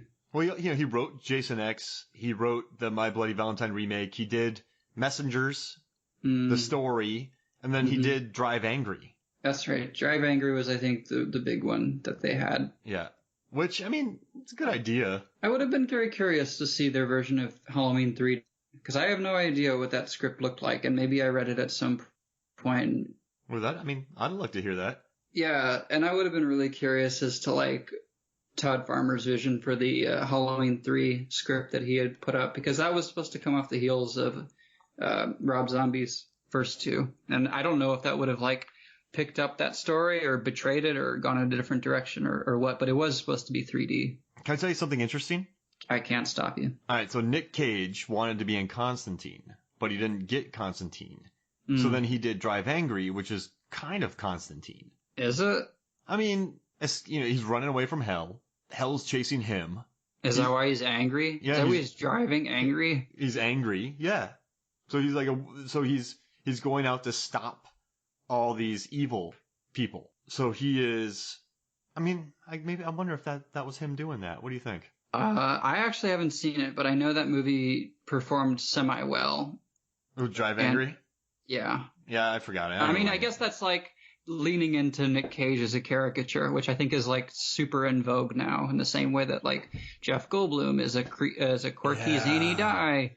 Like Nicolas Cage just has completely submitted to that persona, even in public, because I guess he was like caught doing karaoke night after night, singing angry renditions of Purple Rain after his divorce fell through, or not his divorce, his new wedding was annulled. Oh, brother. No, that's why I liked Mandy, because I didn't feel like it exploited his cageisms, but I felt like Mom and Dad did exploit the Nick Cage freakout. Yeah.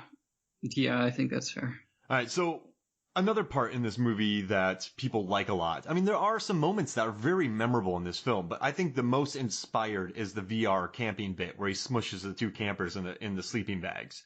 I mean, that's a A+ moment in a B movie. Yeah, and I definitely recall like the famous part New Blood, whatever that one was, seven. Yeah. Bit when Jason does the sleeping bag kill against the tree, and I get it, like it's classic and iconic. I don't know why it's as loved as it is. It's not like my favorite personally, but I do like that they gave that fan service in, because you no doubt had people going into the theater and going like, oh, I like Friday the 13th, I like Jason, but this space thing isn't really my bag. And then you get something like that, which is like, okay, we got you, fam. Is this the first time where people made these jokey jokes about how they're screwed? Absolutely not, because you had Scream and you had like... No, I'm sorry. In the Friday the 13th world. No, not necessarily. And I guess it depends on how you're framing this question. If it's the self-awareness thing, that started pretty firmly in part 6, right? Which was Jason Lives. And even when you have those, like, I don't know if you just saw it recently or have it fresh in your memory, but there's a moment toward the end where there are actual kids at the camp, which isn't something that a lot of the movies have. But there's a bit where the kids are told to hide under their bunks, and it's supposed to be a moment of humor, but two of the kids kind of look at each other and go, after hearing a scream from outside, they go, "Boy, are we screwed," or something like that, to that effect. So no, those jokes have sort of been around, and I just think if you're using that as a punchline to a kill that was orchestrated around that punchline, like having somebody's body spiral down a giant oversized needle because I don't know why that's there, yeah, it's a little tired to me. Got it. What did you think about KM blowing off every limb of Jason and his head? Did you like that scene? So I like KM in general. Those kinds of high concept additions to a script can really blow up in your face with the wrong performance or the wrong script. But I do feel like that added a lot of fun. Had you taken her out of the script without that element, I think it would have just been a joyless, humorless romp in space. And with her, the actress whose name escapes me right now, she's just, she's fun. She's inquisitive. She's very she's playing up that like I want to be like a human being angle without being over serious. So yeah, I really enjoyed that scene. She goes full like Matrix dominatrix type.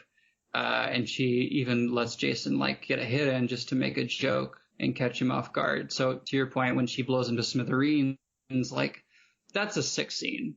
And not just with her choreography, which is pretty cool too, just seeing somebody really work and go to town on him, but just the artillery, the ammo and the guns used, and just seeing Jason lose limbs one by one.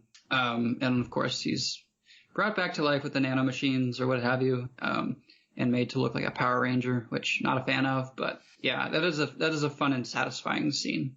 They made him look, I liked when they made him sort of look silly when he got his leg shot off and then he just slowly fell over. And that scene is really aided by Harry Manfredini's score, because it stops and then it picks up again.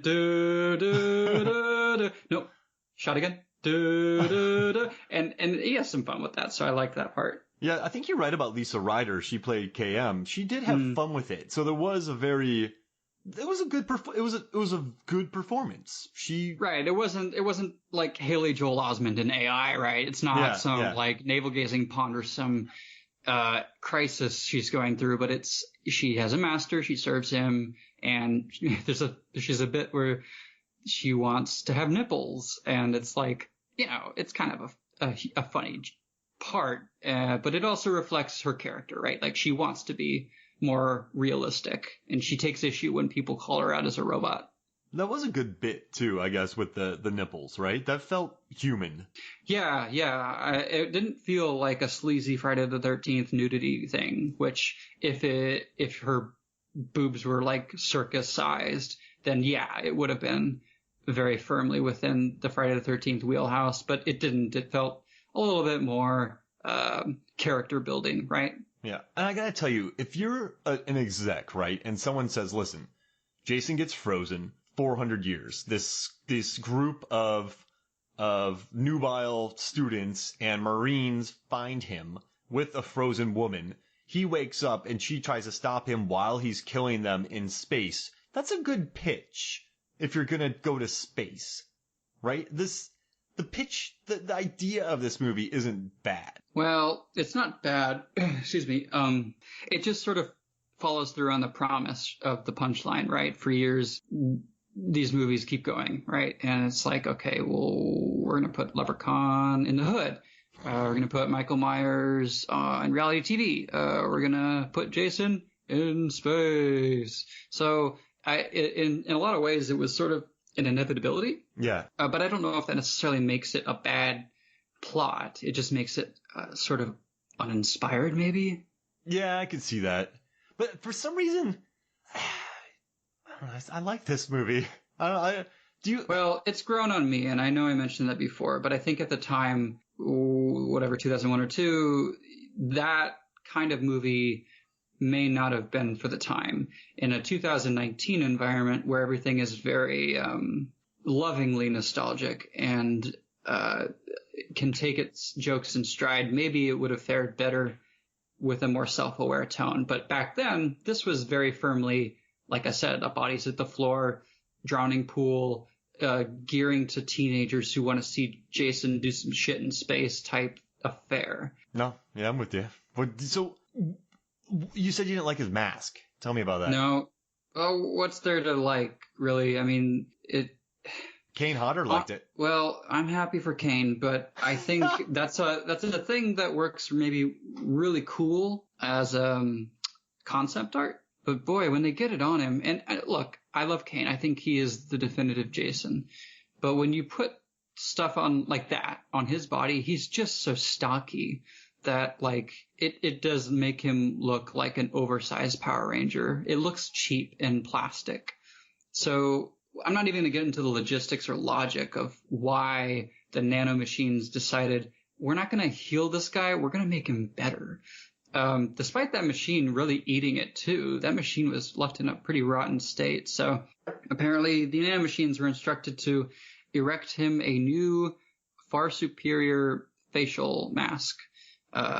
And yeah, I mean, the body's okay. It's just a little too chrome for my taste. Like, it's this idea that a 13-year-old boy would be like, ooh, I want to make Jason real cool. He's got to be super strong, and he's got to look edgy and futuristic. And that's the vision they put on screen, and I just did not care for it. Also, there's like room for his nose to breathe, which I guess maybe the original hockey masks kind of still had with the holes, but it just looked like a weird setup. And I will say the one thing I did like were his just over-the-top contact lenses, because he's got these bloodshot, maniacal eyes, and those are scary. But you look at the rest of them, he did say he scared a bunch of children on set in that outfit with those eyes, and he said he would just stare at people, and they were very uncomfortable around him. I mean, yeah, they look like a real pain in the ass to wear, too. I guess I think you're right, because I didn't write this script, but I love the idea of an analog. You didn't? Yeah, exactly. Well, I had a run through when I drank some Red Bulls. You had a pass? Yeah, I had a pass. And, he called me up, asked me what I was thinking. I kind of said, oh, listen, man, it's the Scream movie. I said, the Scream movie's changing everything, bro. You got to be more self-aware. I didn't have a cell phone, so he called my house phone at the time. Smart call. Yeah. And he took it to heart, which I really appreciate. I guess I would have kept it more analog in a super technological world. That's where you have the fun, right? When he's Jason and all these people have laser guns and all this, and he's just hacking his way and freezing people. And of course he's adopting it, but he finds himself in the simulation where he kills a fake alien with a machete. So I like that the most. Well, I guess when he became Uber, yeah, I guess it slowed things down a little bit because he couldn't move. He said he couldn't move in the costume. Yeah, I don't know what was required because it's actually a simpler looking costume in my opinion, but I don't know the logistics of what kind of armor, gear, costuming that went into it. He said it was one piece. Oh, ew, that's very unpractical.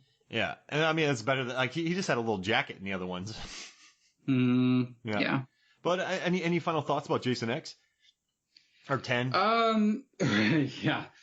So I think there were a few things that I really liked and a few things that, especially in this movie, could have been way better. And I sort of alluded to it earlier about the screwed joke, but look, I mean, you've got Jason in space already, and you've got this like alien crack team of Marines or squad or whatever the hell they're called hunting him down. And it's like somehow, at least in my opinion, somehow it's the most boring part of the movie. Like, shouldn't that be the coolest part? Where you got trained assassins like being knocked off one by one? I don't know. Every other part of the movie, it seems to be more entertaining than that. And by the time that part rolls around in the movie, I'm just like, all right, I'll go on a bathroom break or something. So it's a kind of a shame that we didn't get more out of that concept because on paper it could have been really, really well devised. I guess I liked that they were going for the aliens vibe, and you said that they should have it, but I guess if you didn't have the military, then you would have had more character development with the college students, and it would have been a little bit more tense. I think that's a good point, man, because I never cared about any of those Marines being killed. I just paid attention more to the set design. Yeah, well, that's what I mean. Like, look, you're not going to get time with every character, and I don't even care for the fact that they didn't have any character development. But to the point about set design, that's, I think, a missed opportunity, because what are we talking about? We've spent minutes talking about that stupid screw, bit. It could have been way cooler, way more circumstances in space that were uniquely futuristic, but it just really didn't go anywhere. And we talk a lot about Alien. It's like there's even a character. I don't remember what character it was, but somebody utters the name Dallas, and I'm like, oh, okay, guys, I get it. You love Alien. And even the guns, they're obvious fans of Doom because they mentioned like a BFGs already. Yep. So I like that somebody who's a fan of genre staples and, classics before it, lovingly inserted these references. But yeah, that part for me was a letdown. The guy who wrote it was named Dallas. Todd Farmer's character's name was Dallas. That's his name. Okay, that's what I thought. And yeah, you could tell like he wanted that name. Come on, guy. No? Yeah. So it just said, let's see. Once again, just like Jason Goes to Hell the Final Friday, New Line Cinema was able to legally include Friday the 13th. That's pretty interesting, no? So wait, say that again. So they were legally allowed to do what? They couldn't use Friday the 13th. They couldn't? Yeah. Is that why they named it Jason X? Yeah. Was that during, because they've been in a number of lawsuits. I know they're still engaged. At least last I checked, they were still engaged in a tussle with Victor Miller about the rights to the Jason character. I did not know that. Yeah, well, that's kind of what put a halt to the DLC or add-on game features for the Friday the 13th video game by Gun Media. They had slated a production to add on more features to the video game, but the ongoing legal dispute between Victor Miller and I want to say Paramount, but I might be wrong. It might be New Line. I don't remember who currently has that. But there's been some contention about, rights and privileges and royalties that may go with the use of Jason as a character. Is that why they didn't want to call it a remake? They wanted to call it a sequel, so then he didn't get paid as much? And then he kept suing for that? I don't know the particulars. In 2009, right? Yeah, I don't know. And I know some of these studios, they have bits in the contracts in terms of how long they can sit on the rights, and it's a matter of how many movies you make in a certain time, and if you don't make any movies after a certain amount of time, you lose it. But it's interesting because Larry Zerner, I might be wrong about the name, but the guy who played Shelley in part 3 of Friday, the guy who wears the hockey mask, guy gives him the hockey mask. He's actually a lawyer now, and he's pretty active on social media, and he's got some great updates and insights about how this whole thing is going. So I don't think he's directly involved with the whole affair, but if you want a crash course on what exactly is going on over there with the rights, seek him out because he can explain it far better than I can. Hey, that's fun. Yeah, well, I guess it's not fun. It's not fun not having a new Friday the 13th movie because let's be real. Wait, actually, come to think of it, are we at 12? I think we're still waiting on the 13th movie. Oh my gosh! Right, because we have Jason 10, we have 10, we have Freddy vs. Jason, and then we have the reboot. So that's 12. Wait, I thought 10 came after Freddy vs. Jason. Absolutely not. Oh no. Freddy vs. Jason came out in like 2005? Oh, 2003. 2003, excuse me. Okay, so then there was 2003, then there was the gap, 6-year gap, and now there's been a 10-year gap. That's so hard to believe. I cannot believe it's been 10 years. Can you believe? I would have loved it, but Ash versus Jason versus Freddy, I love Bruce Campbell's Ash, but that would not have made money. Well, it depends on the budget, right? But I do think those types of pipe dreams found their second life. They're not the second life, their real life through comics. Yeah. And there were a few series pandering to those premises, but as a movie, I'm not sure how well that would work. I mean, you got one guy who doesn't talk, you got one guy who does talk too much, and you've got one guy who, when he talks, is just as jokey as Freddy. So maybe it could work, but I do know that there's a comic line devoted to that story. I mean, I guess you're right. The bits between Freddy, I guess you would have to amp up Ash's blowhardness, right? Yeah. Man, I love Army of Darkness. Yeah, I mean, it could work because that's definitely what was intended by the end of Jason Goes to Hell, the Final Friday, right? Because the Necronomicon's introduced, and the idea that Jason is a Deadite and all that, it fits pretty firmly within that mythology. Is Freddy vs. Jason worth watching again? When's the last time you saw it? 2005. Yeah. Yeah? Yeah, I'd say so. I mean, it's a weird movie. It's a weird movie for a lot of reasons, and I think it did a good job of giving the fans what they wanted after so many years of just bitching and moaning about it. But it's interesting because their fighting styles are strange. It's very much a WWE like spin-off, like almost before the Mortal Kombat video game started including Freddy as a character and all that kind of thing, like Leatherface and whatever. This was a movie that sort of said, hey, here's these two people that everybody wants to see fight, and let's make it like a ring style affair. So much to the point where they had like a big press event in Las Vegas, and they did like the classic boxing presser, and they almost go to blows over interviews with the press. And then in the movie, you've got Freddy pulling off these like grappling moves on Jason. It's just very strange in that way. It's not something you'd want to see like Michael Myers do. I remember one of them being shot around like a pinball. That's right. That's Jason. And then I liked the kid Brendan Fletcher who played Mark Davis, the kid that got killed by Freddy. I thought was a good actor, that kid. I think even for that movie, you sort of sense that this guy may have been capable of better material. But yeah, he's a good job. And I liked Monica Keena as the final girl. Lori, I thought she was good in that. Yeah. I mean, I thought she was really cute at the time, and I was just like, oh, she's very pretty. But I don't know how much she like really set herself apart from the other final girls. Yeah, I haven't seen it since. I mean, again, it was like one of those things where I think she had maybe a resume that included some CW like young adult dramas, but So we're going to take a break from Friday the 13th because we've just covered 4. Our last 2 pods have been these movies, right? 4 of them. Have they really? Have we devoted 4 like hours to these movies? Yeah, well, we did final chapter, and then we did Hell, and then we did the remake, and then X. Oh, we also did. Holy crap! We did those. Yeah, so I think it's just those 4. We're moving on to the Rocketeer next, right? I hope so. I mean, I've already watched it like twice, so we're definitely doing it.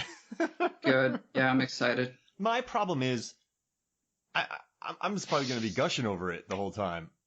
Yeah, I mean, I showed you the Red Letter Media pod on it, and they do a wonderful job of breaking down exactly what it means to film lovers like our age, especially our age, because we were, cognizant and around and part of that sizable audience who sort of were witness to it in the early 90s. And that sort of flavor, right, of Disney is, I don't want to say gone, but it's certainly morphed into something a bit more global. Yeah. They're just not taking the sort of chances they used to on projects like those. So, I think there's a lot to talk about with it still, but it's something I'm excited to discuss. I'll let you drop I'll stay clear of that one, and then I'll let you drop those facts, and then I'll research the heck out of it on other sites. Oh, no, this is a collaborative effort. Sound good? Yeah. It's a collaborative? Dang it. I can't wait to do that. So thank you for joining me on this one. Thank you for having me, as always. All right. So for me, Mark Hoffmeyer, for Adam Clement, this is Movies, Films, and Flicks. We'll see you next week.